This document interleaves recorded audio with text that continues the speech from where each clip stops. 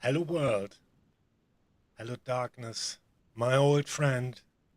Welcome back to the show. This is the Red Fleet with your host with the most. It's me. I'm Hello, gone. world. And Hello, we darkness. have My old friend. Sally back Welcome on back the to the show. show. This is the Red Fleet Say with hi. your host with the most. Hello. It's me. I'm gone. Hello, everyone. Good morning, good evening, good afternoon, wherever you are. So, welcome back to today's episode of the No Cap Coin podcast. You have me again, Sally, today. Well, I had many things to tell you all, but my main thing is still Karl Marx, right? So, today we will have another episode on Karl Marx. Um, however, today I will focus on his works and his final years in life. Moreover, Koi, if I speak too fast, can you please just say, "Hey, Sally, slow down," Yeah. because sometimes I feel the flow and then I just can't stop. So please tell me to slow down. Yeah, it's a learning curve for all of us. I will Okay. try to slow you down. Yeah, so Okay. that's great. I'm a big fan of my old man Carl. Uh, know a few things. I know that he looked back at his work later in life and had some redactions, some edits. You know, as usual, people change their opinion. He probably changed as well. But this is going to be education for me too. So hit us with the good stuff, Sally. Go! Okay. Let's do it.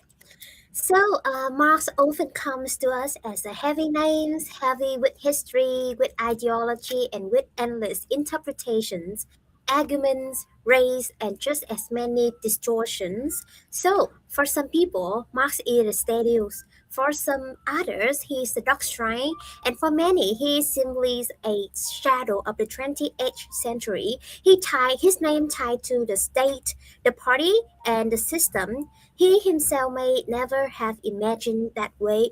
So, what did Marx actually think in the final years of his life?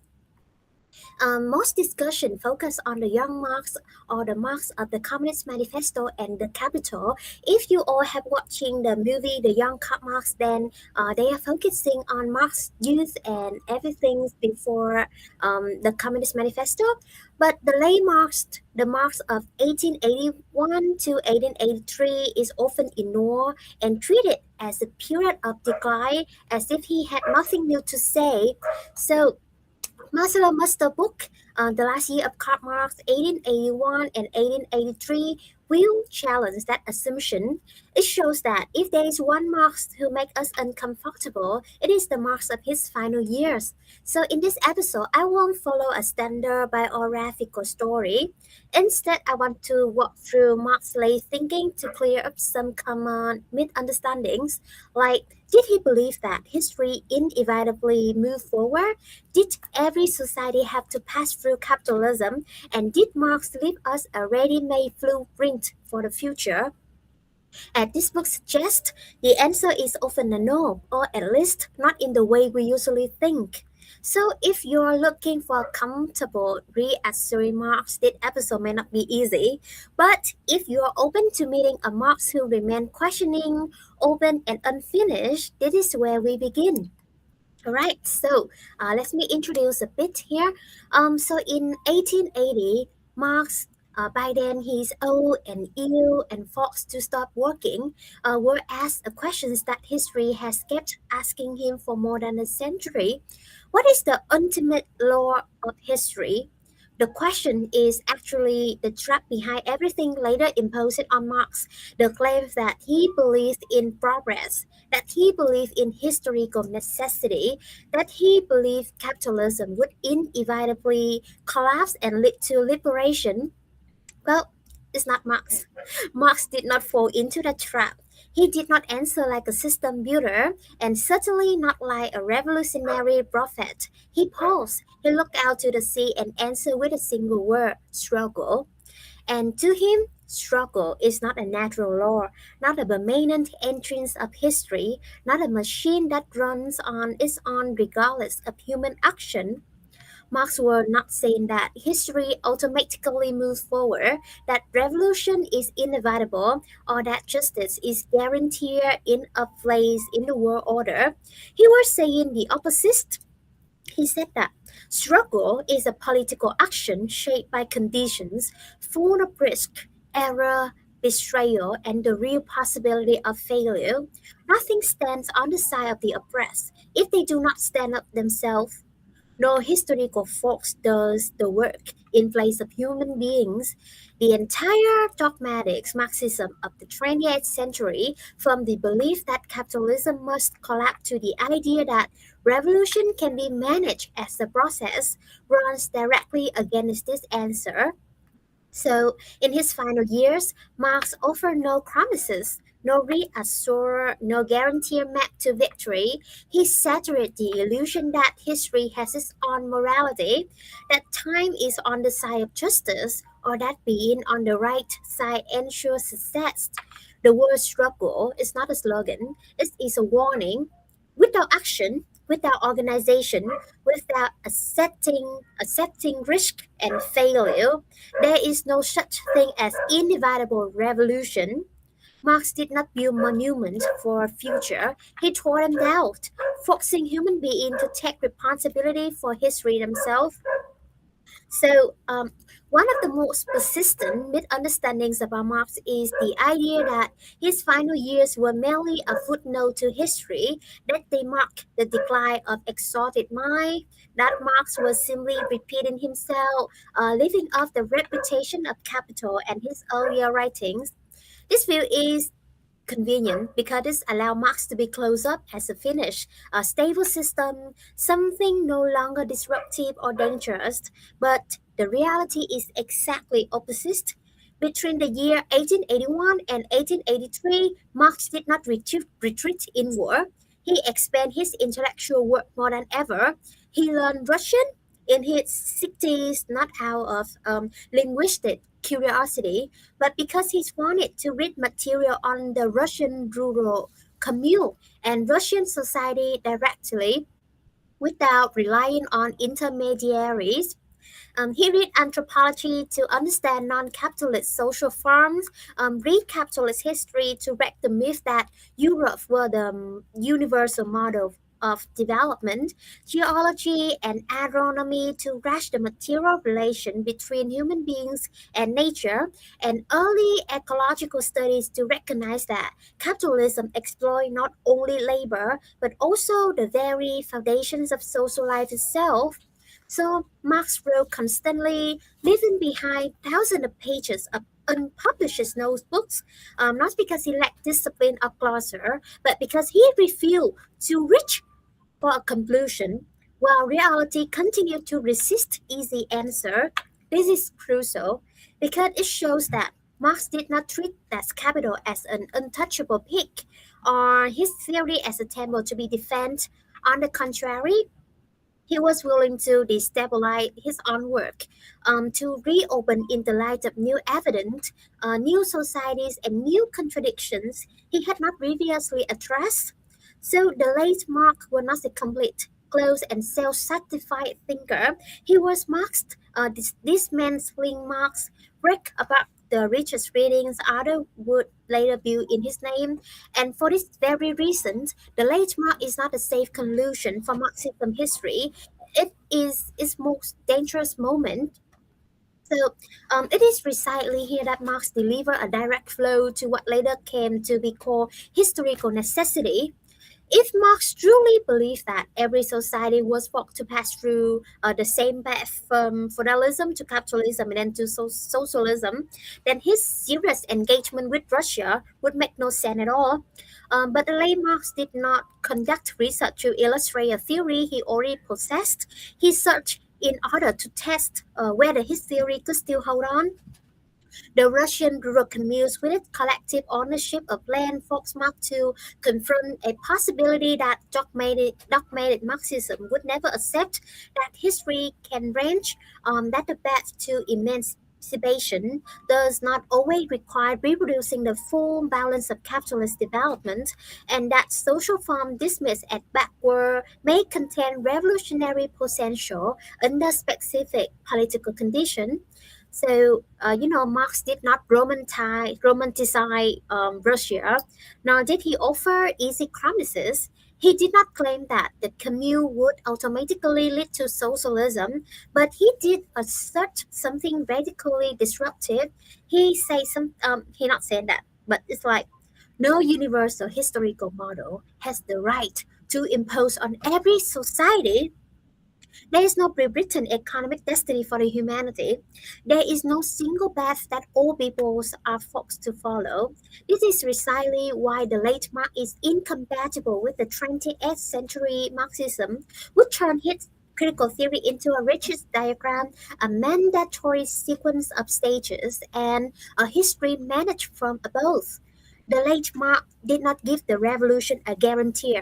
He took that guarantee away. He threw it away. He returned social emancipation to where it belongs, to concrete struggle under concrete conditions and to political choices that can never be shielded by appeal to so-called historical necessity. At this point, one classist misunderstanding must be clarified. um, Moreover, when Marx said that material conditions determine consciousness, he was not claiming that the economy automatically determine history. He meant that human beings think within concrete conditions of life, not in a vacuum, but it is human beings through struggle who decide what they will do with those conditions. The late Marx rejects every interpretation that's turned his injury into fate. If material condition determines everything on their own, then struggle would be meaningless. And Marx never said that. Correct. So, and then the final years of Mark's life were indeed years of loss. His wife died, his daughter passed away, and his health deteriorated severely. But if we stop there, we completely misunderstanding him and his work in his later life. So, what makes the late Marx remarkable is not personal tragedy itself, but how he responded to it. um, Marx did not withdraw. He did not shut down his thinking. He did not use theory as a sedative. On the contrary, he read more wildly, and more intensely than ever before. As his body weakened, Marx turned his small room into an intellectual battlefield. He read anthropology, ancient history, pre-capitalist history, the study of communal property, agriculture, geology, physiology, and the natural sciences. He learned new languages in order to read original sources directly. He wrote constantly, leaving behind dozens of notebooks and thousands of pages of manuscripts, not to complete a final system, but to push his thinking beyond every point of comfort and self-satisfaction. And the author who wrote this book must still stresses it clearly. The late Mark was not searching for a summary of his life, nor was he writing a theoretical last will. He did not close Mark down. He did the opposite. He makes Marx more dangerous because a Marx who keeps reading, keeps learning, keeps revisiting himself and allow his theory to be shaken is a Marx who cannot be turned into dogma. This is where Marx decisively separates himself from the later Marxists, those who built closed systems, unquestionable truth, and guarantee historical path in his name. The late Marx did not turn suffering into the truth, did not turn theory into a shelter, and did not turn history into consolation. He chose a far more difficult path to keep thinking without guarantees, to keep reading without strength, and to keep doubting while others demanded certainty. And for this reason, as Musto show, the late Mark is not the weakest Mark, but the most radical one, a mind that refused to stop even as life itself began to collapse around him. And it is precisely here that the late Mark completely breaks with the Eurocentric readings that were imposed on him throughout the 20th century. He did not treat the Europe as the standard of the world history, nor did he see the Western Europe of development as a universal model that all other societies were required to follow. When studying India, Algeria, or Egypt, Marx was not trying to prove that capitalism were more advances than other social forms. He was trying to expose the enormous political and social costs of imposing it. Colonialism, in the eyes of late Marx, was not the folks that brought history to society supposedly outside history, but of folks that destroy their country, history, eliminating communal forms of ownership, breaking apart indigenous social structure, and turning entire economic life into relation of dependency. And Marx emphasized that the privatization of land, the forced creation of private property, and the imposition of market relation were not neutral steps toward development, but political tools of control, division, and domination.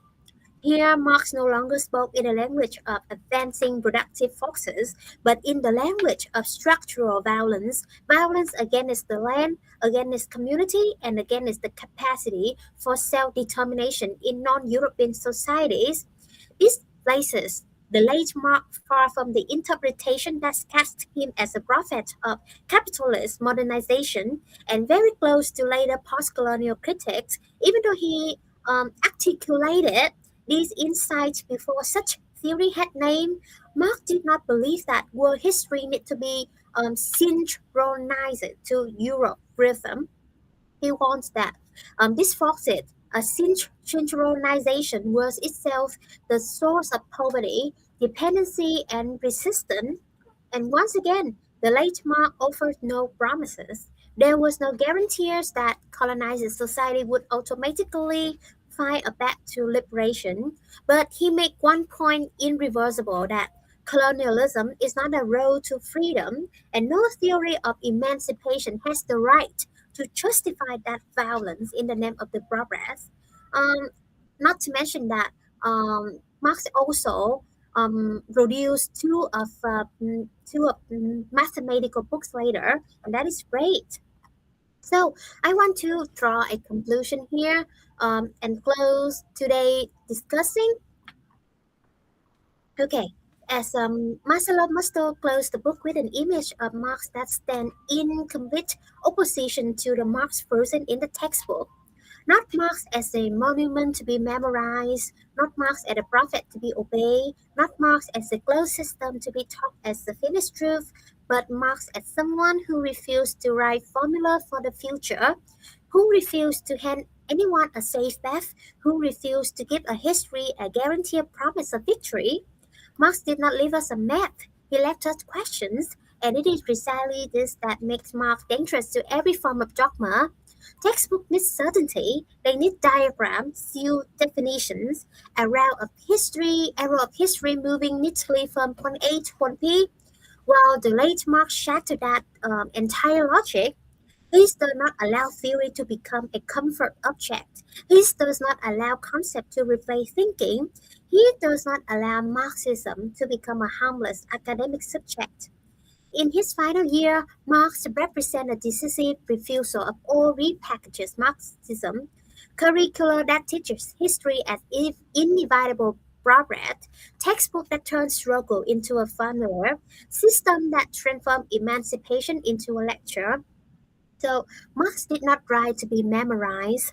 Marx wrote a hero to force readers to think for themselves, to choose for themselves, and to take political responsibility for their choices. And this may be why the late Marx remains so uncomfortable. He offered no reassurance of complete knowledge, no permission to hide behind theory, no excuse for historical necessity. Marx remains worth reading today not because he left us ready-made answer for the 20th century, but because he refused to answer in our place. He forced each generation to confront its own history without any textbook standing in as a guarantor. I also make some question here. Maybe I would like to read it out. Okay, so did Marx believe that all society must pass through the same historical sequence from feudalism to capitalism to socialism. No, Marx never treated history as a fixed ladder that everyone has to climb. He was clear that society developed unevenly, depending on where they start and what condition they face. Capitalism was never a mandatory stop for all of them. Did Marx believe that capitalism would inevitably collapse on its own? No, Marx did not believe capitalism would simply fall apart by itself. Without struggle, organization, and intervention, nothing changes automatically. Did Marx complete a fully formed theoretical system? No, Marx died in the middle of his work. He kept rewriting, correcting, abandoning graft, and starting new lines of inquiry. What remained is unfinished thinking, not a sealed doctrine. Was Marx concerned only with economic and indifferent to real people? No, Marx consistently pushed back against views that reduce people to number of functions. His work is about lived relations, work, suffering, language, and power, not abstract variable. Did Marx ignore ecology and nature? Of course not. In his later years, Marx spent a great deal of time studying land, agriculture, and soil depletions. He clearly showed that capitalism damages the material condition of life itself. Did Marx write only with Europe in mind? No, late Marx was deeply engaged with India, Hungary, Russia, and Latin America. Colonialism, land seizure, and non-European social forms were central to his concern. Did Marx think people act only out of material self-interest? No, Marx never reduced human action to real self-interest. He took seriously desire, habit, moral conflict, imagination, and historical memory. Did Marx equate socialism with a fixed state model?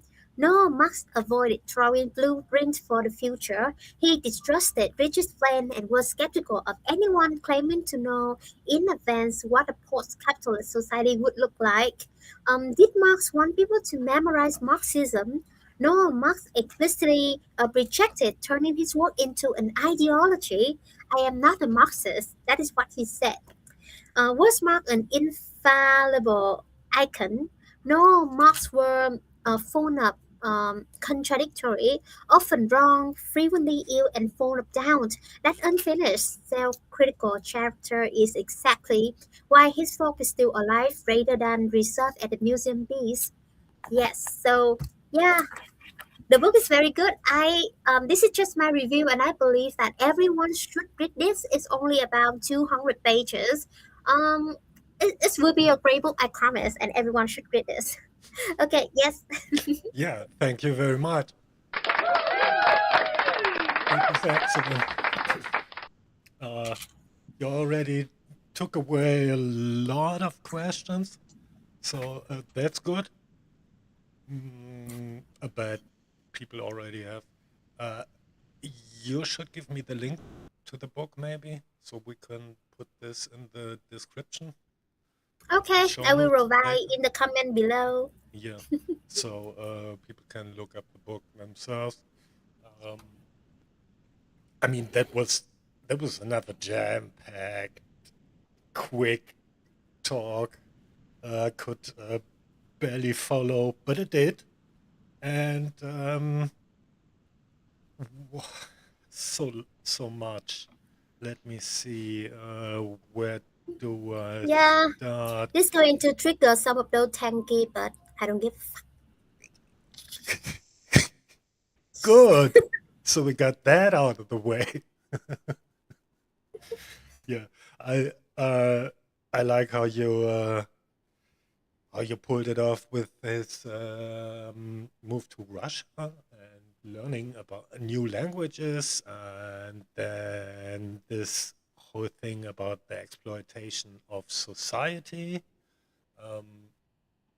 the new contradictions arising from all that.